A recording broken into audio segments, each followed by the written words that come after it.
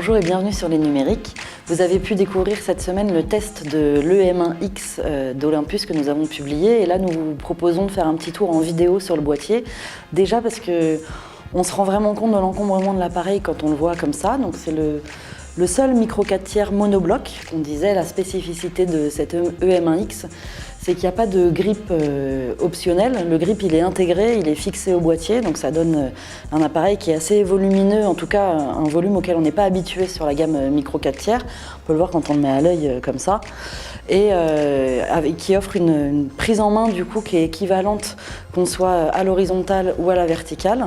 On peut voir qu'on a tous les rappels des mêmes boutons, donc c'est assez fonctionnel et assez pratique sur le terrain, mais au détriment d'un encombrement vraiment plus important. Le principal avantage de cette structure monobloc, c'est déjà que sur ce secteur de la photographie sportive et des usages vraiment intenses des boîtiers, de toute façon, les utilisateurs finissaient par mettre un grip pour gagner en autonomie, pour gagner en puissance sur l'appareil. Donc là, finalement, plutôt que de le proposer en option, on le propose sur l'appareil. Mais surtout, ça permet à l'EM1X d'offrir une tropicalisation qui n'avait pas encore été permise sur cette gamme de produits. Nous, on a pu voir des démonstrations auprès d'Olympus. L'appareil, ils le mettent carrément sous une douche avec des jets, avec de la puissance et le boîtier, il suit. Et ça, c'est permis par cette structure monobloc. Et puis, on peut le voir par le fait que Olympus a prévu des joints d'étanchéité sur toutes les trappes, sur toutes les connexions. Donc, c'est vraiment une protection qui a été renforcée partout sur le boîtier. Pour l'alimentation, du coup, on a un tiroir avec deux batteries à l'intérieur. C'est les mêmes batteries que sur le M1 Mark II. C'est quelque chose, nous on l'a indiqué dans le test, finalement on ne comprend pas trop. Puisqu'on est obligé de mettre deux batteries, puisqu'on est obligé d'avoir un tiroir, pourquoi pas avoir fait une seule batterie unique, plus puissante?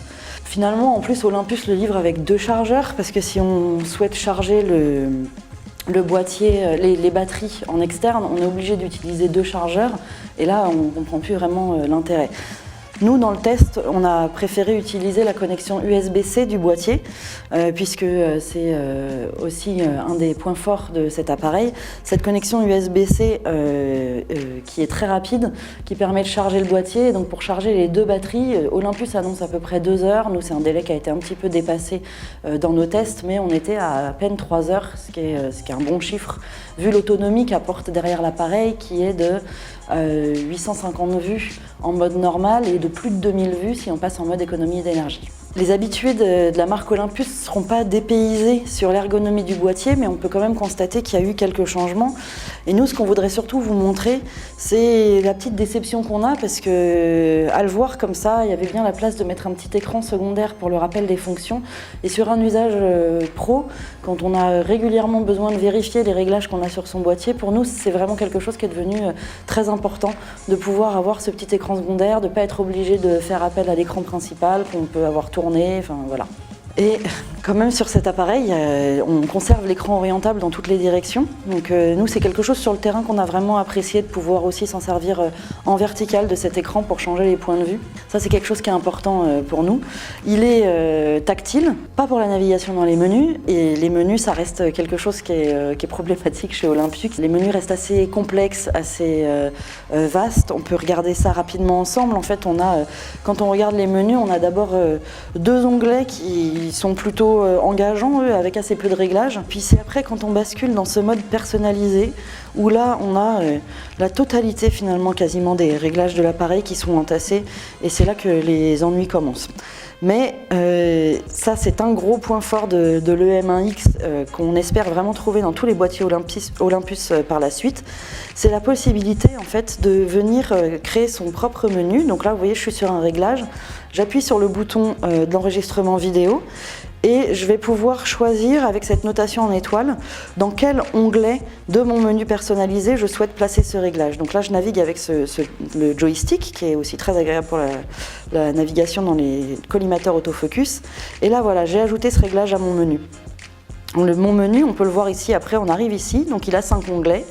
Et là, on peut venir y placer les différents réglages qu'on a l'habitude d'utiliser et ce qui représente réellement un énorme gain de temps, surtout avec cette ergonomie pas très conviviale des menus chez Olympus. Je voulais juste montrer une chose également, c'est que quand on a ce pavé de réglage, ici on a un fonctionnement tactile. On va pouvoir venir appeler les réglages via une connexion tactile, mais vous voyez, elle n'est pas hyper instinctive.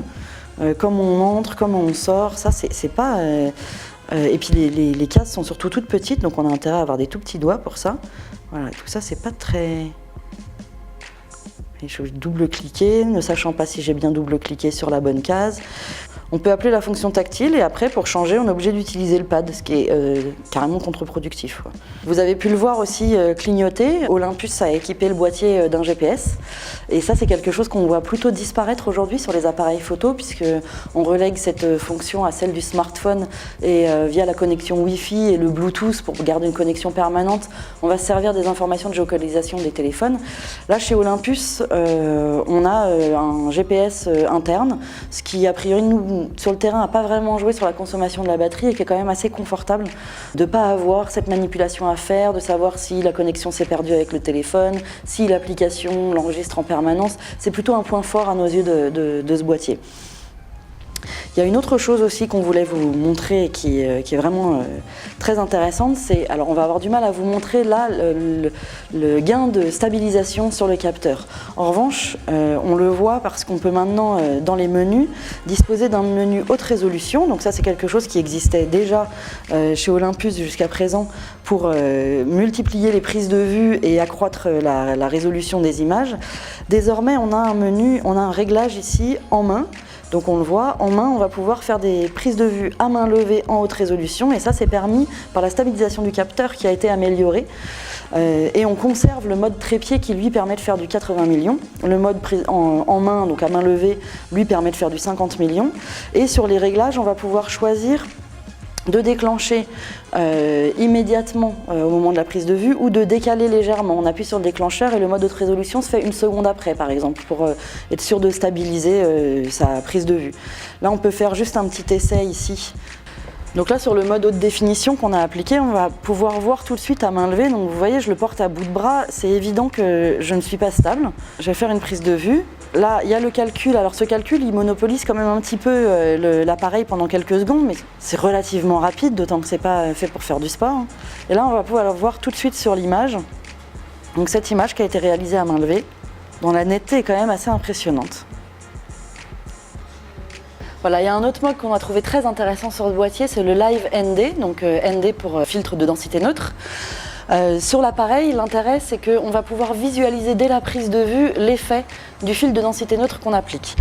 Il faut obligatoirement être en mode manuel pour s'en servir. Et là, vous voyez, pour avoir une exposition correcte de cette scène, je suis au 30e de seconde à f5 à la sensibilité nominale du capteur. Si je veux utiliser un temps de pause long, sans pour autant fermer mon diaph, et d'ailleurs je peux me retrouver dans la limite de la fermeture du diaph, je vais aller dans le menu, sélectionner ce mode prise ND direct. Donc là, vous voyez, il est sur off. Je vais venir le mettre sur on. Je peux choisir différentes densités. Donc là, on va se mettre sur 32 pour avoir l'effet le plus spectaculaire. Et là, je l'ai sur on. On le voit, pour avoir une exposition correcte, je bascule sur 1 seconde de pause à cet endroit-là. Comme je bouge un petit peu à la prise de vue, là, c'est un peu trouble. Mais donc là, je vais stabiliser. Je peux faire 1 seconde de pause parce que la stabilisation de ce boîtier est impressionnant. Et là, on va demander à Flo s'il peut passer dans le champ. Donc là, vous voyez, on le voit, l'effet fantôme. Donc là, on va faire une photo avec le ND8. On est au quart de seconde. Flo, tu peux passer ? Voilà, donc on a bien vu l'effet dès la prise de vue, on voyait le flou. Là, on voit sur l'image qu'il est bien flou. L'image, elle est nette parce que la stabilisation est impeccable. Et voilà, on a Flo flou. Et bien évidemment, c'est un boîtier sportif. Et donc il y a une chose qui est très très importante, c'est le suivi autofocus, la rafale. Il y a une chose qu'on voulait vous montrer. Donc le suivi autofocus, on y accède via le bouton sur le dessus de l'appareil. C'est un peu ce qu'on reproche essentiellement à Olympus, c'est l'ergonomie des menus et la complexité. Donc on a bien un mode d'autofocus continu, mais celui qui nous intéresse, c'est celui qui est juste après ici. C'est celui avec le suivi du sujet, en fait, le suivi automatique du sujet. Là, on a pu le voir, alors on ne peut pas vous le montrer là sur l'image parce qu'on n'a pas de sujet qui bouge. Le système s'est montré très efficace avec un suivi du sujet qui se déplace dans le champ en avançant à différents endroits du cadre. Tout a plutôt bien marché. Et le mode rafale qui est quand même assez impressionnant puisqu'il atteint 18 images secondes avec le suivi du sujet et qu'on peut arriver jusqu'à 60 images par seconde quand on a fixé la mise au point et la mesure de lumière. Et donc on ne va pas résister au plaisir de vous faire écouter cette rafale à 18 images secondes. On ne pourra pas vous faire écouter celle à 60 parce qu'elle a une obturation électronique, donc elle est parfaitement silencieuse. Mais celle à 18, le plaisir, ça fait ça. Pour finir, c'est un point forcément très important, c'est la qualité d'image. Donc à l'intérieur du boîtier, c'est toujours un capteur 4 tiers de 20 millions de pixels. Donc certes, aujourd'hui accompagné par 2 processeurs, mais on va retrouver les limites habituelles du système micro 4 tiers avec une qualité qui reste quand même très bonne jusqu'à 6400 ISO, mais on n'atteint pas les qualités qu'on a sur d'autres capteurs. Et c'est un peu ce qu'on vous a dit dans le test. Alors il y aura tous les gens qui disent oui, mais il y a d'autres boîtiers qui font mieux, donc c'est mieux que le micro 4 tiers. Et ensuite, on essaye de ramener ça aussi aux usages. Et c'est vrai que lors de la présentation, on a pu rencontrer Olivier Folmy, qui est équipé en Olympus, et pas mal échangé avec Olivier, qui nous disait qu'il avait fait des expositions avec d'anciens boîtiers qui avaient des très faibles définitions, qui avaient des pas très bonnes qualités d'image, et qu'au final, quand c'était bien tiré et que le labo faisait bien son boulot, la différence, il ne la voyait pas. Et c'est vrai qu'on a pris l'habitude, nous, d'exploiter les fichiers à 100% de la taille des pixels, de venir les exploiter sur nos ordinateurs. Et il faut quand même reconnaître que quand on n'est pas dans ce type d'usage et qu'on a besoin de faire de l'impression sur du A4, qu'on va pour les photographes de sport qui font beaucoup d'impression pour du magazine ou pour du web, ça reste une qualité excellente. C'est ce qui nous a en fait conduit à attribuer 5 étoiles à cet appareil. C'était impossible de lui en mettre moins, même si on ne l'a pas trouvé parfait, même si on l'a trouvé à redire sur certains points, notamment ergonomiques. Ça reste quand même un des boîtiers qui s'est montré les plus performants qu'on ait pu avoir dans les mains. C'était un vrai plaisir à utiliser. La fiabilité de l'autofocus est un point qui était vraiment primordial pour nous parce que on va pouvoir retravailler une image sur laquelle il y a un petit peu de bruit derrière, mais par contre une image qui est floue, elle restera floue et c'est vraiment des points qui pour nous étaient très importants.